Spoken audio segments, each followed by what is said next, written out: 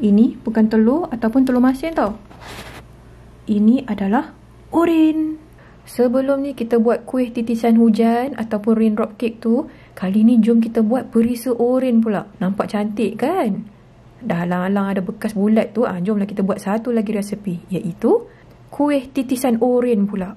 Pertama sekali, kita akan panaskan kita punya pan ni. Kemudian masukkan air.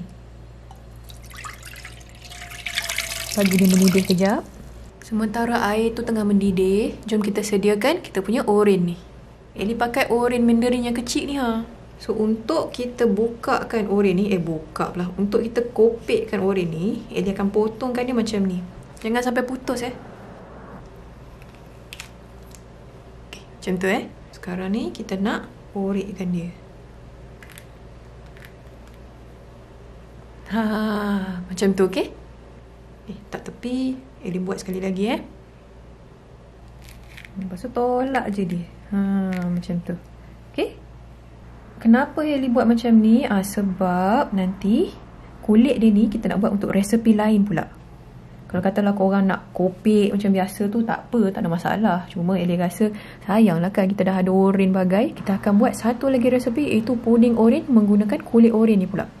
Bila dia dah panas elok tu, masukkan kita punya serbuk agar-agar ataupun serbuk konyaku. Kacaukan dia. Kemudian masukkan sedikit pemanis ataupun gula.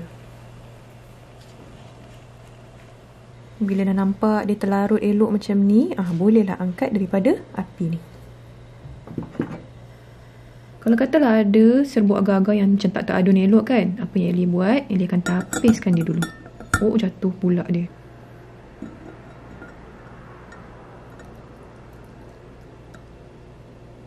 Nampak tu yang mana yang macam tak teradun dengan elok, dan yang keras-keras tu semuanya akan ditapis. Sekarang dah ready dah untuk kita tuangkan dekat dalam. Mula-mula sekali Eli akan tuangkan sedikit dulu. Dan kemudian masukkan kita punya oren kita ni. Dan masukkan separuh lagi.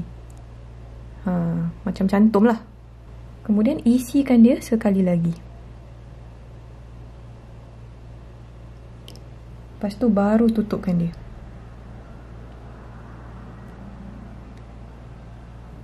Kemudian isikan dia sampai penuh.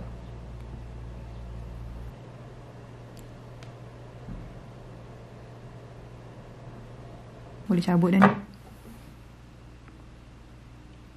Cabut. Ternaik pula dia Tak apalah, terkeluar pun terkeluarlah kau. Asalkan dia penuh dekat dalam tekankan dia supaya dia betul-betul membulat dekat dalam tu. So masukkan dekat dalam peti ais. Okey, dah siap dah kita punya agar-agar ni. So jom kita bukakan dia. Lekat pula dekat dalam. Terkejut aku. Siap baiklah, jatuh elok je. Wah, macam crystal ball lah lawanya. Okey, jom kita bawa keluarkan dia. Wah, cantiknya. Nampak tu? Itu dia. Lawanya kau. Macam oren dekat dalam kristal gitu. Macam Dragon Ball lah pula ya. So sekarang ni jom potongkan dia. Tengok apalah rupa kat dalam tu kan. Memanglah rupa oren, tapi nak tengok lah macam mana dipotong kan. Kita potong betul-betul belah tengah ni. Senang sikit kan. Alamak, cantiknya. Dah macam mochi lah pula. Betul lah Benda ni asalnya kan diorang panggil Mizu Shingen Mochi. Water droplet mochi. Ini oren mochi lah. Yalah tu, mandai je aku ni. Dah macam rupa macam telur masak pun ada kan. Dah siap dah kita punya titisan oren kita. Jomlah kita rasa ya.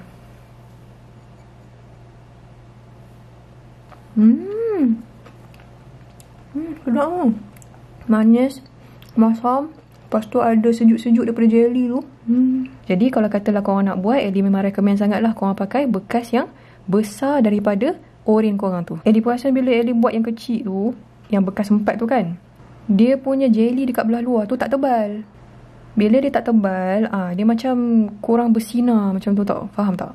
Jadi Eddie Mama recommend kalau kata nak buat, pakai bekas yang lebih besar daripada oren korang tu. Satu lagi nak pesan. Nampak tu dah macam togel macam tu kan. Yang ni disebabkan agar-agar tak cukup tu. Cantik je, cuma bila korang potong tu nanti kemungkinan dia akan rondeh macam ni lah. Untuk setiap adunan yang kita buat ni, korang akan dapat 2 agar-agar oren ni. So itulah dia resepi kuih titisan oren. Nampak cantik je kan? Lepas ni jangan lupa untuk tengok resepi puding oren tu pula, menggunakan kulit daripada oren tu sendiri. So harap korang enjoy lah video kali ni. Jangan lupa untuk tag Basically bila korang buat. Dan selamat mencuba. Bye bye.